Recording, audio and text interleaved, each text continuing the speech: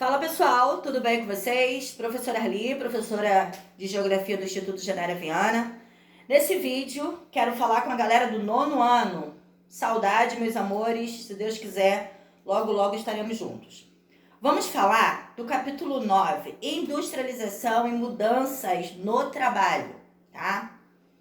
A gente viu aí ao longo de alguns capítulos que desde quando surgiu aí, o processo industrial no mundo, muitas coisas aconteceram.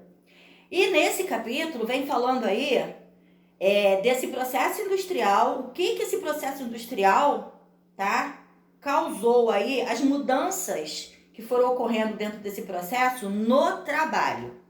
Então vocês podem observar que na própria página 5.4 vem mostrando aí, vários robôs, né? Cada um fazendo aí uma atividade, tem tocando o violino, tem dançando, na indústria, doméstico. Então, é uma infinidade aí de robôs que vem mostrando no conteúdo de vocês e dá como introdução sobre esse assunto, tá? Antigamente era assim? Não, vocês já aprenderam, tá? Ao longo aí dos capítulos, que tudo foram sendo modificado aos poucos, tá? Para chegar no que a gente, nessa configuração de trabalho que a gente vê hoje, na nossa atualidade, muitas coisas foram acontecendo aí ao longo do tempo, beleza? Na 5.5, vamos lá, página 5.5, mudanças no mundo do trabalho, tá? Então, como já foi falado anteriormente, a industrialização gerou significativamente diversas mudanças, tá? E isso é o que a gente vai percorrer aí dentro do capítulo. Então vamos lá. A industrialização gerou mudança significativa em diversas esferas.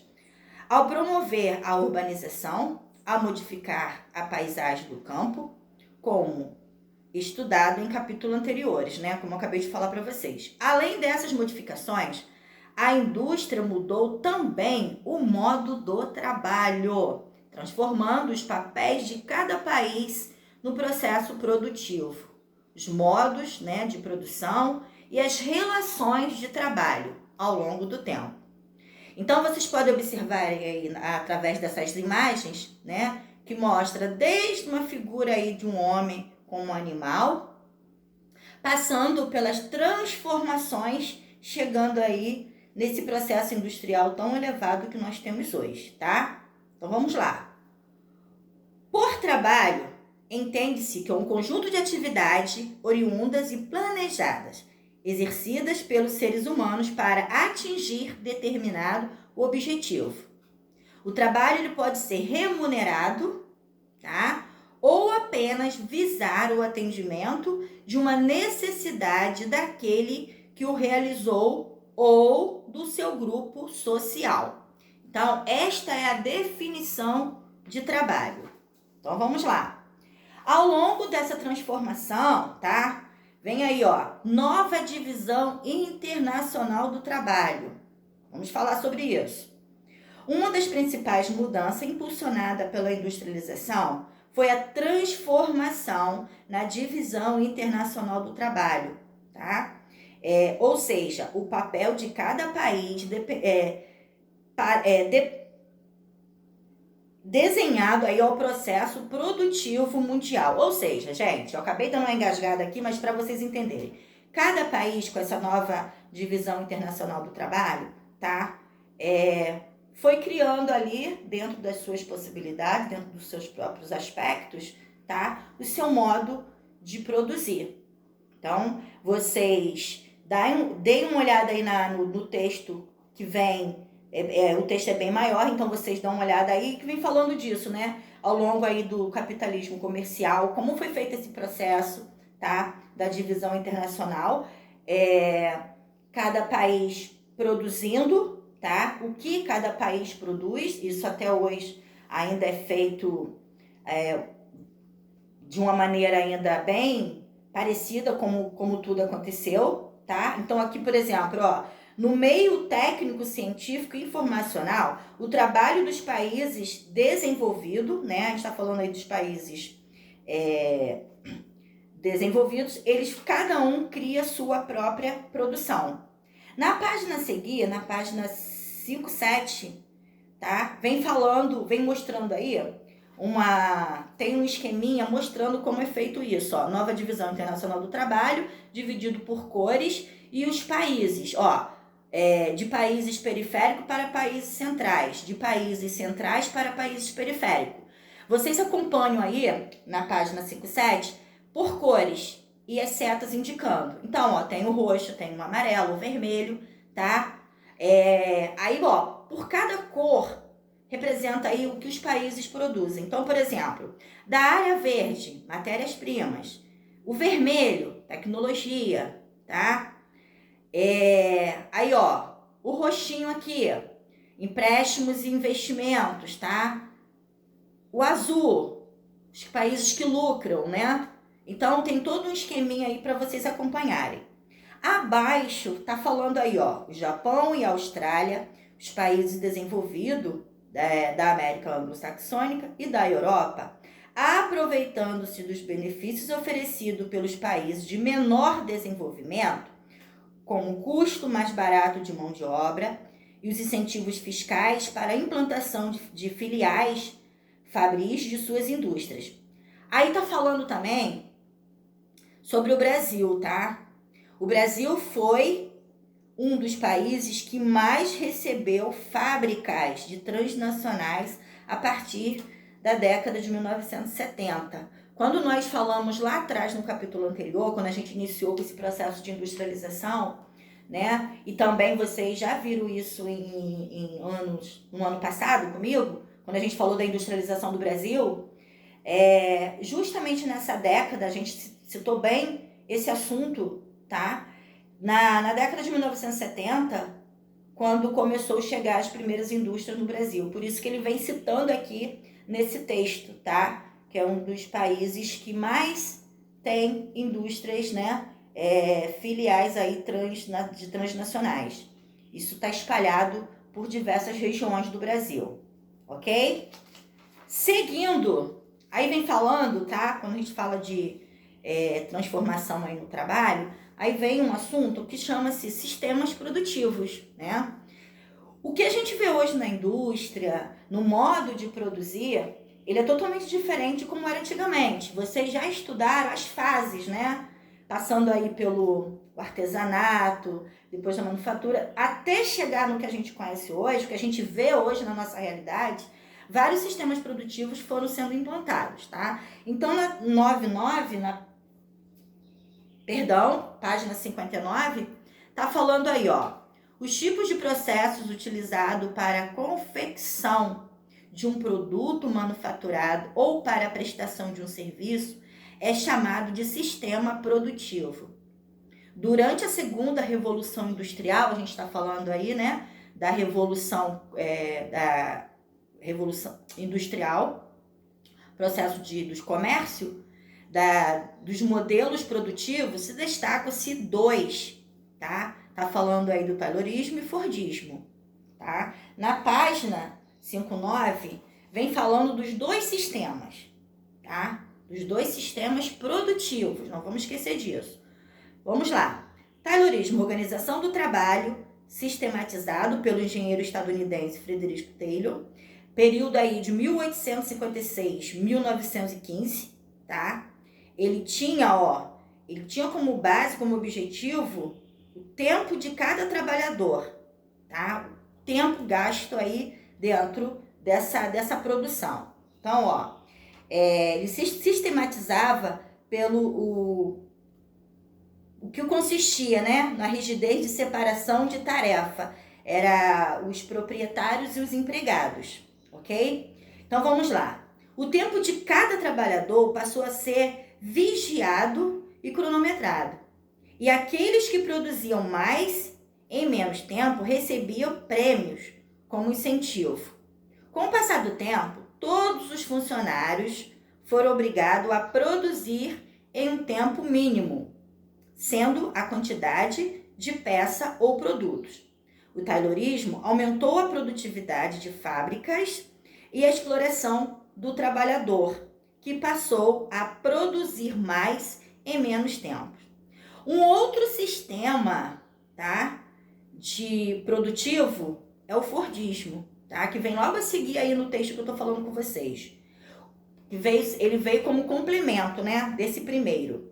Como complemento do taylorismo, desenvolvido aí na década de 1920, o Fordismo, criado pelo industrial estadunidense também, né, o primeiro foi, o segundo, em 1920, o Fordismo, criado pelo estadunidense Henry Ford, período aí 1863-1947, um pioneiro da indústria automobilística. Seu lema, tá? Aí já era um pouquinho era diferente do primeiro.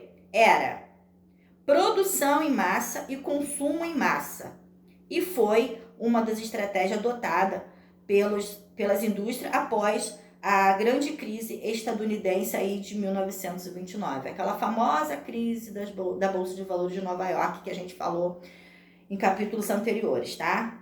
Então, o Fordismo ele vem aí como um segundo sistema produtivo. Só que com o passar do tempo, isso também, né, foi caindo aí, não foi dando muito certo. Deu certo até certo tempo. Depois, na década de sua criação, o Fordismo revolucionou o mercado automobilístico. E logo foi implantado em outros tipos de fábrica, tá? Ou seja, outras fábricas, outros foram pegando esse exemplo, tá? De produção. O objetivo do engenheiro Henry Ford era e foi reduzir os custos de produção de sua fábrica, permitindo um barateamento dos carros que produzia e assim aumentando as vendas. Com o aumento das vendas, aumentava o seu lucro. Esse modelo estimulou o consumo e marcou a supremacia industrial dos Estados Unidos aí no século XX, ok? Ficou só nesses dois? Não, tá?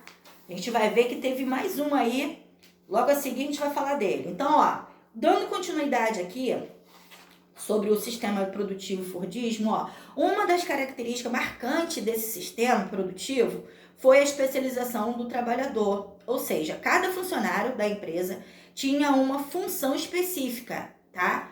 Ele era treinado, ele aprendia a fazer determinada função e ele ficava naquela função, tá?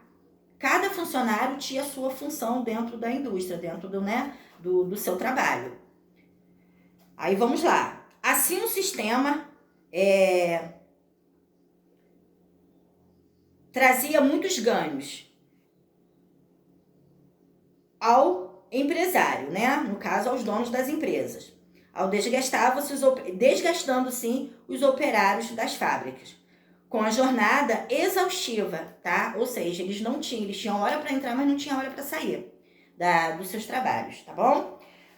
A terceira forma de sistema produtivo aí, que o material de vocês traz, é o toyotismo. Tá aí localizado na página 61. Então vamos ver, mais um, né? Então já passou aí por 2. Aí a gente tá falando, galera, da partir da década de 1970, tá? O modelo Fordista deu sinais de esgotamento, no caso aí, a gente tá falando do finalzinho, tá?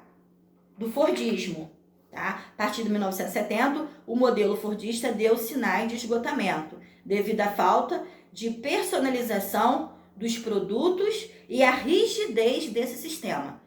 Economias fortes, como os Estados Unidos, tá, começaram a entrar em crise com a diminuição da produção e dos lucros. Assim, o modelo desenvolvido dentro das fábricas da Toyota no Japão, tá? Está falando aí já no Japão, passou a influenciar a indústria automobilística mundial, que sofreu profundas transformações. Estamos falando do toyotismo, perdão. Vamos lá. Sistema de acumulação flexível é o nome dado ao modo de produzir, tá? Desenvolvido aí no Japão. Nesse período, o período de 1912, 1990, tá? Foi implantado nas fábricas de automóveis da Toyota. Após a Segunda Guerra Mundial, o objetivo é em produzir de acordo com a demanda, levando o modelo a ficar conhecido como, tá? Produzir, tem um termo aí, em inglês, né? Produzir em tempo certo. A tradução é essa, produzir no tempo certo. Ou seja, apenas a quantidade que houvesse demanda, tá? Sem o estoque, ok? Houve redução de estoque nas fábricas e a flexibilização da produção, o aumento da produtividade por meio do uso da tecnologia de ponta. Com essas mudanças, alterna-se também as relações de trabalhos, tá? Ou seja, as fábricas passaram a demandar funcionários mais qualificados e participativos dentro do processo de produção. Então, vocês pegando os 3 sistemas, a gente observa as diferenças entre cada um deles, né? E nessa mesma página 61, a gente observa aí, ó, esse sistema, o toyotismo dentro da indústria, tá? Isso é o que a gente vê hoje dentro das fábricas, dentro das produções, beleza? Na página 62, olha aí, ó, olha as imagens que tem aí. No modelo de produção flexível, o consumidor pode escolher o padrão do produto, que em grande medida é feita sob demanda. Então, por exemplo, tem a foto de diversos modelos de celulares, tá? Tem também a foto com vários modelos de carros. Então, hoje, o consumidor ele pode escolher, tá? O modelo de celular, o modelo de carro, a cor, né? Que tem mais ou menos tecnologia. Então, tudo isso é o que vem falando aí dentro do material de vocês. Ó, os trabalhos altamente repetitivos e que ofereciam risco aos trabalhadores passaram, em grande parte, a ser realizado por máquinas, né? É o que a gente vê lá no início do capítulo, quando eu falei das fotos mostrando os robôs em diversas atividades. Isso foi importante para preservar a saúde do trabalhador. Por outro lado, porém, contribuiu para o aumento do desemprego estrutural, com a diminuição dos postos de trabalho, né? Isso é o que a gente vê nos bancos, né? Antigamente não tinha tantas máquinas. A pessoa chegava no banco, tinha que ir lá falar com o gerente, com o atendente. Hoje você tem uma infinidade de máquinas que faz todo o trabalho que vários funcionários, no caso, né, fazia.